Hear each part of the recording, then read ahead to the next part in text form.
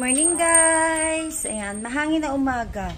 Kanina umaga, super lamig talagang pag ganito, alam nyo yung yellow, pag hinawakan nyo, ganun ang pakiramdam. Pero ngayon, nag 20 degrees dito. Tapos dahil sinamahan pa ng sa sobra kasing lakas ng hangin, mas malamig pa siya sa mas malamig pa sa 20 degrees yung mapi-feel ninyo. So, para siyang nag-8 degrees, parang ganon. So, talaga, super lamig talaga. Pero ngayon, dahil 1 p.m. na, okay na, hindi na kami naka-jacket nila, Elise. Pero si Elise, ang tibay talaga. Ayun, tingnan nyo, pakita ko sa inyo, sobrang lakas ang hangin ngayon. Ayan. Oh, grabe dun, oh. Oh, focus ko. Lakas talaga ng hangin, oh. Yung jowa ko nandun sa labas, oh. Hi! Nilalamig din ba sila? Lakas ang hangin. Hanggang dun, oh. Pero, oo, hindi siya maaraw. Pero ito yung habol namin dito talaga sa Tagaytay. Nakaka-relax. Magda! Si Magda po namin yan. Nag-aayos ako dito sa loob ng bahay. Tapos si Daddy nagbabarnish. Siya nagpipintura. Nabarnishan niya na yung itong aming pintuan. Ito nabarnishan naman na talaga to nung time na binili namin. Pero inano ni Daddy. Para niyang narecoat niya. Ayan, para sure na maganda. Nag-aano ako dito. Ito guys, mga nabili ko sa Shopee. Mga Tupperware. Ay! Nagluluto pala ako. Nakapatay na natin kasi baka ma-overcook. Baka ma-overcook to. Ito yung binili pa naman namin na tumpok sa sa latex. Kailangan ko siyang mabandian sa sa malamig na tubig. Yung tubig dito, ang lamig. Kaya kailangan ko siyang mabandian kasi ma-overcook to. Ayun, okay pa naman. Ayun, di pa siya na-overcook. Pero ibababad natin siya ngayon dito sa tubig. Malamig naman yung tubig, kaya hindi ko pa tinatapon yung kalat ko dun. Kaya, madali itong lumamig. Nag-aayos kasi ako guys ng nito. Ayan, yung mga ginagamit namin, katulad nito, ayan, dito lang. Alam ko to pampaalsa ba? Basta gamit ni si Kel to sa cooking, tsaka mga cereal. Ito yung binili ko sa sa Shopee. Tawag dito. Mura lang kasi to guys. Kaya binili ko. Meron nito yung magaganda talagang klase. Pero yung parang pagka-plastic niya, yung parang mababasagin. Which is ayaw ko yun. Kasi gusto ko yung pang matagalan yung gamit na binibili ko. So ito, parang yung plastic to na makunat Yan yung hindi basta-basta nababasag. Yan. Kaya ito yung napili ko. So ito mga lagayan ng pasta to na mahahaba. Mamaya, ayan, i-arrange ko siya pa konti-konti. Tapos, aayusin ko dun sa cabinet. Dun ko siya ilalagay. Kaya, ayun, kanina pa ako actually dito naggagawa-gawa. Hinugasan ko siya kagabi. Drainain ko. Kaso, hindi pa siya totally drained. Kaya, ayun, pupunasan ko na lang siya para mabilisan. Tapos, habang pinupunasan ko, unti-unti ko na siyang ililipat yung mga gamit. Ang mga stocks namin dito. Kasi si Kel nga mahilig magluto-luto, mag-bake-bake. So, ito na yung namin, paglalagyan. Sure ako dito na pang matagalan kasi yung mga ganitong style. Subok ko na to So, kung gusto talaga ninyo ng aesthetic, meron talaga yung parang glass type na plastic. Pero, ako gusto ko yung makunat na plastic. Ayan, pang matagalan kasi siya. Okay, pagdating sa price, nagre-range lang yung mga ganito kaliit na mga 30 pesos. Mura pa din guys, kasi kung bibili kayo ng branded neto, nasa 100, 200 plus na. Lalo na kapag bibili kayo sa mga sa mall, ayan. Ito, unbranded siya. Ayan, ganyan lang siya. Pero, yung presyo kasi niya, almost half. Minsan talaga sobrang mas mura pa. Katulad nito, nasa 30 plus lang to. Ito, nasa 50 plus lang yung ganito kalaki. Tapos, ito, nasa 89 yata or 79. Ganun lang siya, basta nagre-range. Wala pang 100 pesos. Binili ko kasi siya yung parang naka-deal siya. Parang ganun, naka-flash deal siya. So, hinabol ko yon. Kaya bumili ako ng taga-apat. So, 4 na ganito kalaki. 4 na ganito. Bakit kulang? 1, 2, 3, Ay, hindi. Kulang nga. Kasi iba ang size nito eh. 4 din kasi ito eh. Yung ganitong size. So, 1, 2, 3, 4. Tapos, 4 din na ganitong size. 1, 2, 3. Ba't parang kulang? Oo nga, no? Kasi ito dapat 4 to eh. Yung ganito. 3 lang. Yung ganitong size. Ay, ito pala. Nilinisan ko. Ay, hindi. Ito para to. Ay, kulang ako ng ganito. Kulang ako ng ganito. Si dapat 4 ito yung ganito kalaki. Ba't ganun? Ba't na missing? Kasi 4 na ganito kalaki.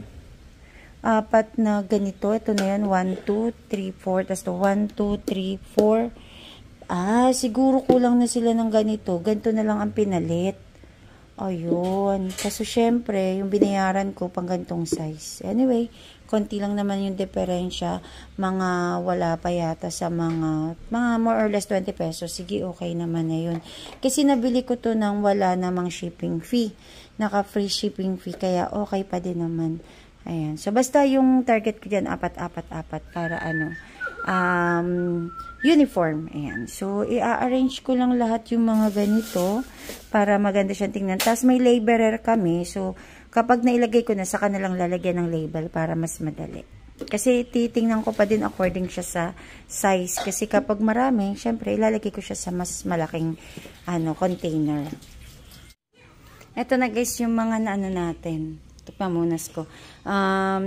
Ito temporary tagging pa lang to kasi hindi ko naalalang dalhin yung labeler namin.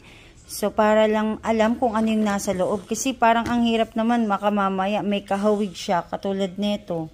Pareha siya ng flour pero magkaiba ang purpose nila. Ito all-purpose flour. Ito bread flour. So, kaya kailangan mo talagang lagyan ng label. So, ito na yung mga nagawa ko. Bread flour. All-purpose flour. Meron tayong breadcrumbs. Meron tayong cereal. Tsaka meron tayong yeast. Guys, merong container na nabibili na parang may bibig na siya. Tapos, parang may baso yung takip niya, style niya. Tapos, ibubuhos mo na lang. Hindi yun yung pinili kong bilhin. Kasi, ang purpose ko is ganito. Yung napagpapatong para space saver siya. So, parang katulad yan. Ito, pwede ko itong, tsaka yung maliit na to, ipagpatong dito. So, para yung height same. Pero ito, katulad nito, pwede siya palang magpatong. Ito, pwede to. Sa height nito, tsaka to. So, almost same sila ng height. So, kaya ito yung binili ko. Ayoko na nung may design sa ibabaw. Kasi, ayun nga, gusto ko space saver siya. Tapos, pasta. Supposed to be, hindi ko siya tatanggalin sa plastic. Kasi ito yung mga kalat ko, nakalagay dito. Kaso hindi ko siya masiksik. Masayang yung space. Kaya ganito na lang yung ginawa ko. Total, madalas naman kami magpasta. Katulad ngayon, ang breakfast namin, spaghetti, nagluto si Sikel. So, madalas namin siyang gamitin. Tsaka sealed na sealed naman to. Sayang kasi tinutuyo ko na pero gusto ko sana sa inyo i-sample na sa sobrang sealed niya, pag nilagyan ng tubig, hindi siya basta-basta natatapon. So, airtight siya. Kaya, safe yung mga, mga stocks ninyo sa loob. Hindi siya magkakaroon ng moist, lalo na dito sa Tagaytay ma-moist. Tapos, isang pasta. Itong katumbas to ng 1 kilong pasta. So, 3 kilos ang nalagay ko dito. So, ito yung mga, so far, naayos ko pa lang. Hindi ko pa masyado, naayos ko na pala din sa taas. Wala na akong nakita na pwede kong ilagay sa container. Ayan, so medyo na-organize ko na siya sa taas kahit paano. So, sa ngayon, eto na siya. Pero may mga naisip ako na ilagay pa din dito, katulad nung naglalagay kasi ako ng, kunwari, yung mga sinigang mix. So, para madali na lang din makita. So, ilalagay ko na doon ng isahan lang. So, eto yung purpose ng ating mga organizer. So, eto lahat yung ating mga organizer. Pero hindi pa ako actually tapos. Inaayos ko pa yung iba, tsaka pipilitin ko na magamit pa to, taga-pipilitin. Hindi, meron pa akong mga stocks. Actually, nandito siya sa ilalim. Ayan, para madali ko lang makita. So, plan ko, tanggalin na dito, ilabas na. So, ayan. Lalagay ko na katulad kunwari nitong salt, para madali ko siyang makita. Itong mga sinigang. Hanapan ko na siya ng best na container para dyan, para madali makita. Yun yung purpose kung bakit gusto ko transparent. Kasi mas madali mong makikita yung mga need mo. Ayan, supposed to be dito ko siya ilalagay, pero parang napapaisip talaga ako. Kasi paano to? Ito yung mga common needs namin eh. So talagang regular namin siyang ginagamit. From time to time or every time na nagkukook kami, nagluto kami, yan na talaga yung pinaka-basic na ginagamit. So, parang hindi ko siya ma-let go dyan. Pero supposed to be maganda sanang i-organize yung mga yun dito eh, para madaling makita. Pero baka dun ko na lang ilagay kasi nga, tama. Tanggalin ko na lang yun. Lagay ko dun. Tapos, etong mga, dito. Kasi si Sikil, abot na abot niya yan dyan eh. Pero may hagdan na naman kami ginagamit. Pero si Sikil, hindi na. Bilis niya nahahata kasi matangkad siya. So, yun. Ayusin na natin to dito. Ang ganda guys, tingnan no. Magkakasama. Ito kasi since naka-sealed naman, di ko na ito ginalaw. Okay na yan. Tsaka puno na rin yung lalagyan ng flour eh. Puno na siya eh. Sana ba yun? Ay, hindi pala. Ito pala siya. Pero parang nag-aalangan na akong ilagay kasi baka umapaw. Sayang naman, mabubuksan. Ayan. So, mas madali na siyang kunin. Konti na lang to. Tsaka madaling makita kung meron pang stock sa wala na. Tulad nito, sinigang mix namin. No? Sangkaterba pala. Ayan, nandito na lahat ng sa tingin ko pwede. Ayun, sa bread yeast. Tapos yan, move lang ng ganyan. Breadcrumbs. Na puno si breadcrumbs kaya hindi ko na to binuksan. Tapos yun, atras ulit.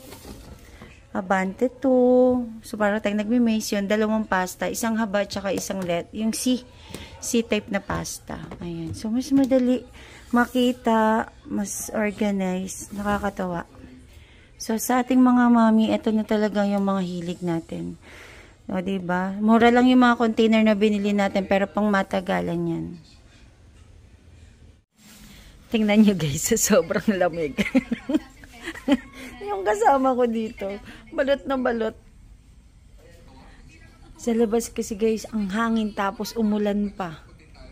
Ito naman ako ngayon. Lamig kasi talaga ngayon.